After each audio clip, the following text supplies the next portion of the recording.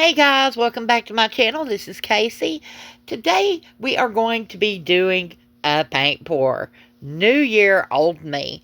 Back to what I used to do. Paint pouring is in my soul. So right now I'm showing you my cell activator. This is the Amsterdam pewter or tin, whichever you prefer to call it. This is my titanium white. It did not work for some reason. I don't think I had it mixed right. And all of my paints are mixed with Valspar Ultra except for my cell activator. I don't have any polyurethane in these. They're just Valspar Ultra. And all of my pigments are also mixed with it. Um, I'm showing you all of the different ones. This is Lemon Head. It's hard to read. Got some beautiful colors here. A lot of them from Color Art. This is Chartreuse. Gorgeous green. Gorgeous. And then this is one of my favorite colors, Viridian. It is such a beautiful blue. Or teal, turquoise, whatever you want to call it. And then this is my fluorescent pink. It is a mix of the Soho fluorescent pink and the Master's Touch fluorescent pink. The Master's Touch almost looks red.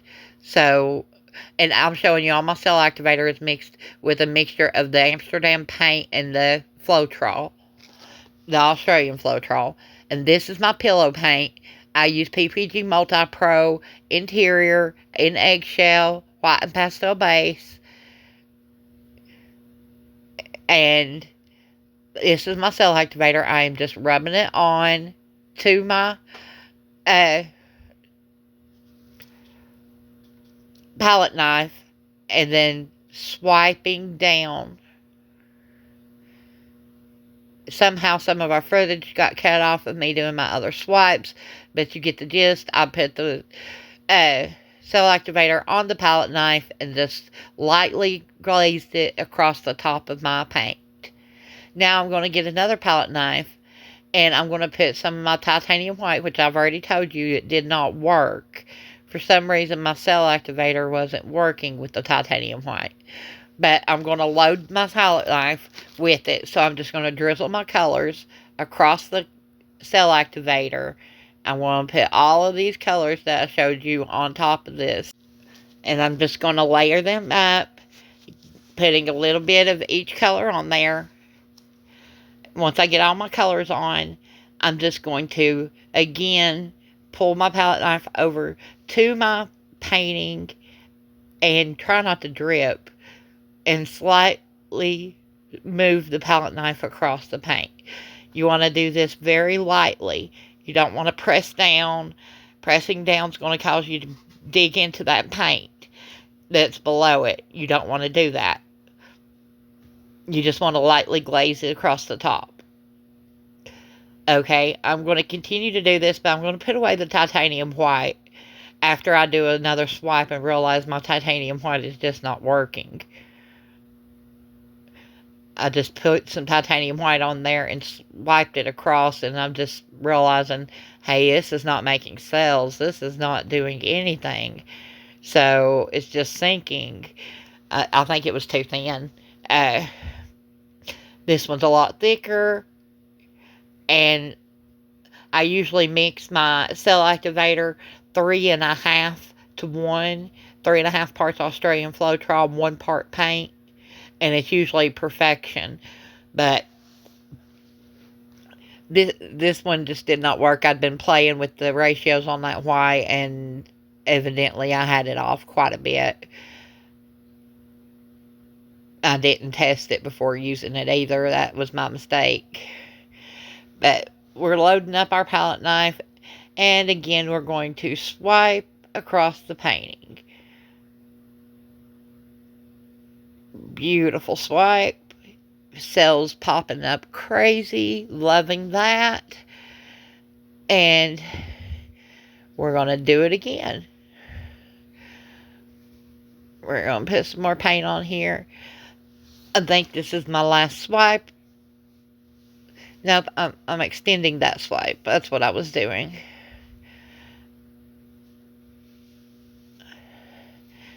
And Let's see, do I do another swipe?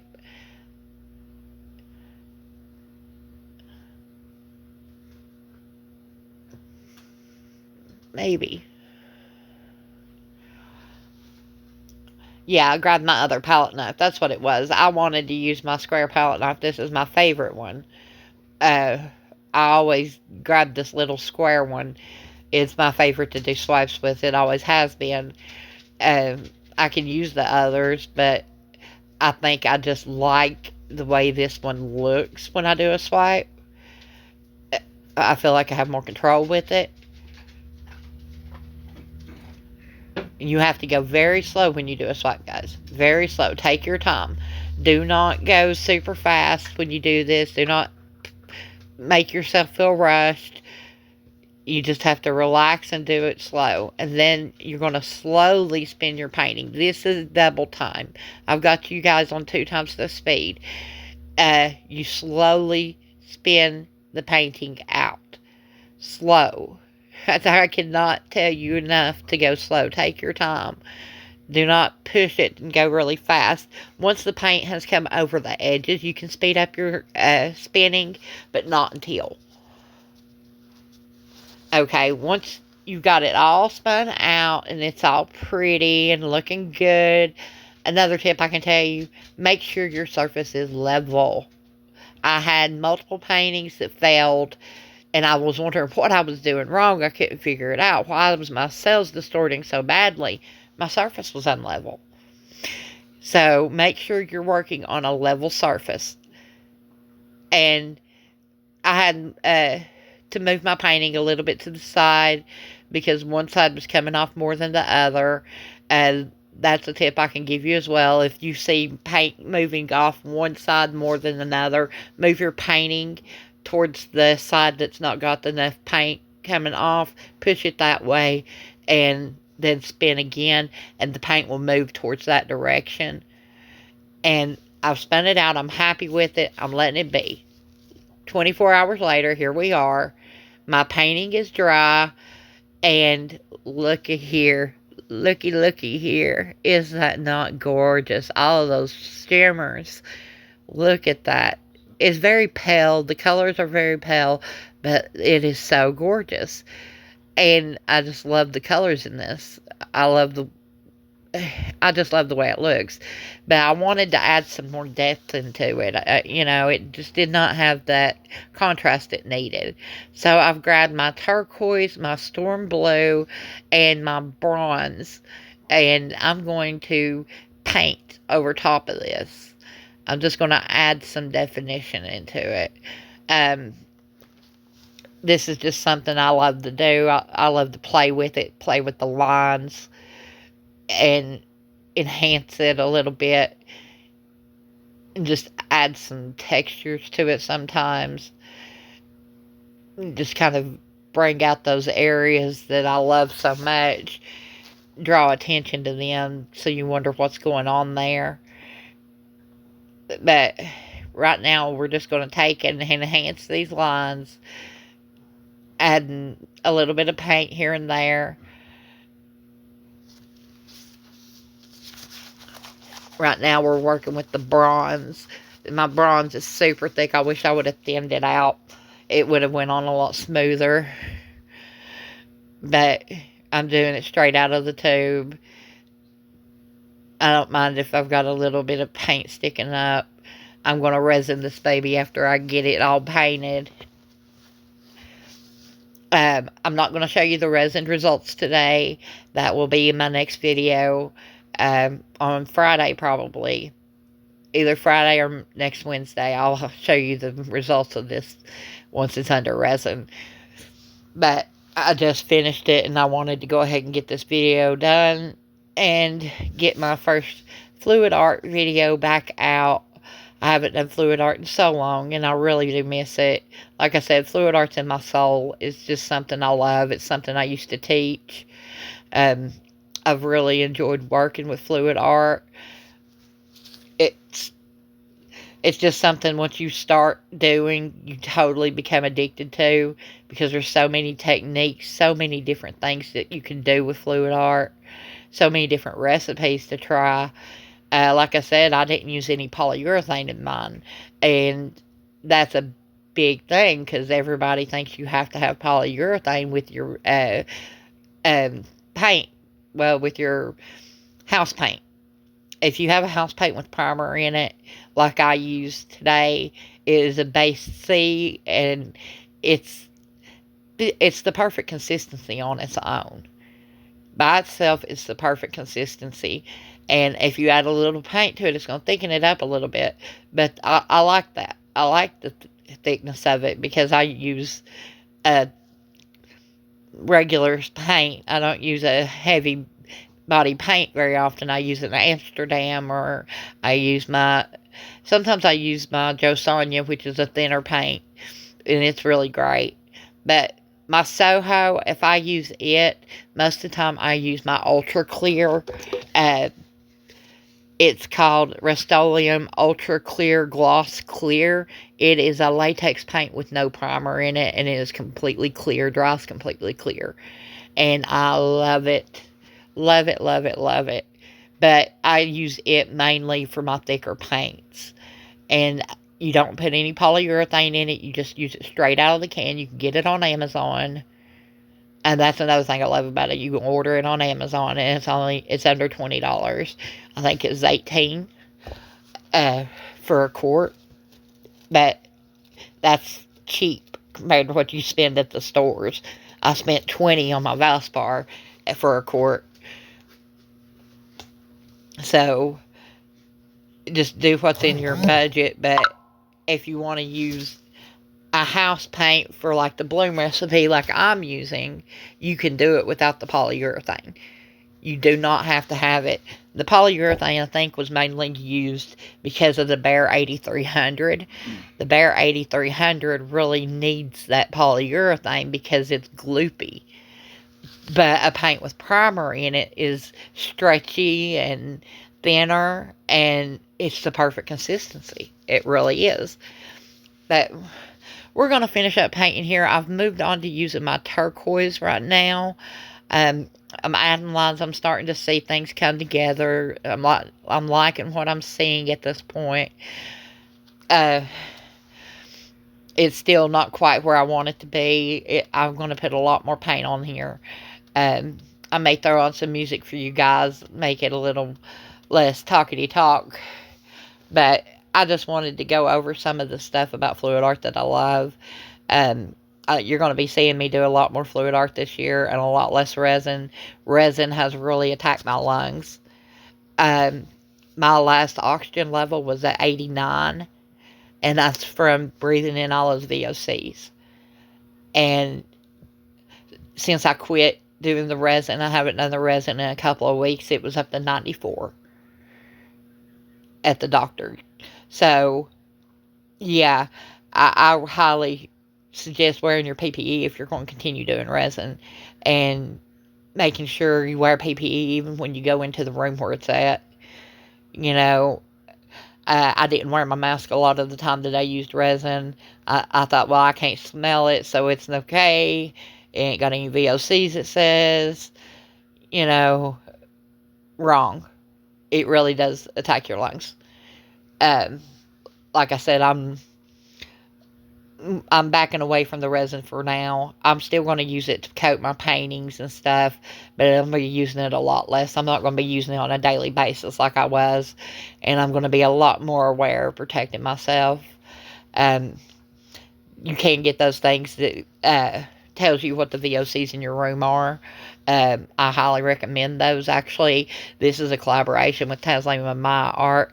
If you check her channel, she has a video on those machines with that detects the VOCs, and she has a discount on those. You may be interested in getting yourself one of those if you're working with resin, just to protect yourself so you know what you're working with, so that you know you are protected. Make sure you mask up. If you have to do a voiceover instead of recording live, that is fine. Do a voiceover and just put that PPE on, or PPE on. Make sure that you protect you, if nothing else. Okay, I'm putting in a few more lines here. really highlighting this, really trying to bring it to life. I'm working with the Storm Blue now. I love this Storm Blue. It's by Joe Sonia. I have almost every color in their paint line. I love Joe Sonia paints. They are a matte paint, but they are beautiful. The colors are vibrant and just beautiful colors. They're bold. I don't have much more to do on this piece other than getting a little more paint down, and then I'm going to resin it after this. Like I said, I'll show you the resin results in the next video, but for now we're just going to get some paint down on this canvas and make it look pretty, give it a little, make it unique, give it something, a little something something. I already love what it looks like right here at this point. I don't have much more paint I'm going to put on here, because I'm loving what it's looking like already. I don't want to overdo it. I just wanted to give it some lines, some definition, some contrast. And right now I think it's gorgeous. I just think it's beautiful like this. It's interesting. It really draws your eye in. It's unique. It's not something you would see every day. This is how I love to finish my paintings off. Just adding lines and going with the flow of the painting, and it's simple. It's simple work that you can do to enhance your work. Because sometimes your piece comes out, and like I said, mine really didn't have any contrast to it. Really didn't have nothing saying, "Ooh, look at that." You know, I mean, it has beautiful cells, but there was no contrast. I had to put something in there to bring it to life. I had to. Or else this would have been a fail to me. And I don't usually give up on my pieces. Once I start them, I work with them, and I try to find what I like about them, what I don't like about them, what I can fix, what I can do to fix things. And that's what this was. It was a work of love. Just, I loved it, but it needed something, you know. And I think I did the exact right thing. I think it's absolutely stunning like this. It looks like a totally different painting now. You would never know it was the same painting. I'm going to put some highlights down through here in the blue, because that just looks like a big block to me. But now it looks lovely. Absolutely stunning. I don't have much else to do to them. Put some more highlights of the bronze on here. I just wanted to see, there's some places that I didn't put the bronze, and I wanted to put some highlights of that in there just to kind of draw in your eye. This area right here, I block out with the bronze. I didn't like that turquoise there. I'll block it out with the bronze, and then I'm going to come back in with my Storm Blue and kind of go through and leave some highlights of the bronze there.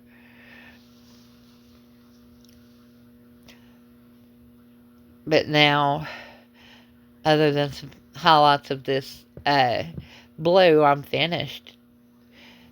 She's done. Absolutely gorgeous. I'm going to put a few more little places that I see, like smudges that come out where I touch the painting. I'm going to fix those smudges and add something to them. You know, there's a spot where I see a problem, and I'll go back in and fix that smudge. It's so easy to touch your work and not realize you're touching it. And if you're like me, you're going to judge the work automatically. You're going to find, oh, well, this don't look right. Well, this needs something. I'm always judging myself and always trying to go to the next level. I say I'm going to stop. This is it. And then I look at it and I see something else and I add to it. You know, I don't ever stop when I say I'm going to. I always add to and add to and add to. I have to make myself quit. like this, I'm adding more of the bronze there, and I'm adding it there, and I do it right here on this one. And that spot was actually brilliant because it kind of gave it a little depth. Uh, but here it is now, and I say I'm going to stop, and I'm looking at it, and I'm still questioning, do I need something else? So I'm grabbing my paintbrush again, and I'm going back in and adding some more of the Storm Blue.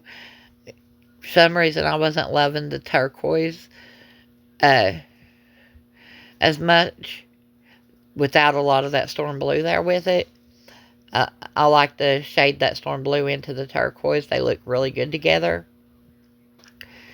And then when I did, I smudged the paint a little bit, and I had to connect two of the lines, which I felt was fine. And then I looked at it, and I was like, So I'll go back in with a little bit more paint, and I connect those lines a little bit better.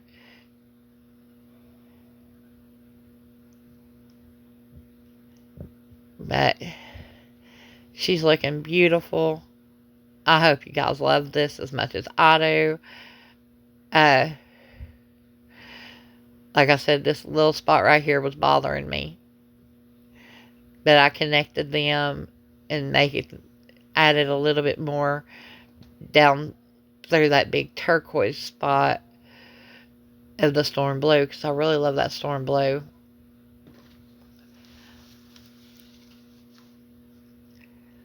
And I have to call it quits, guys. This is it. I hope you guys enjoyed this video. It is a collaboration with Taslima My Art. This is the Creative Art Collective. We are on every Wednesday at 6 p.m. UK time, 1 p.m. Eastern Standard Time. I hope to see you next Wednesday. You guys have a blessed day. Thank you for watching.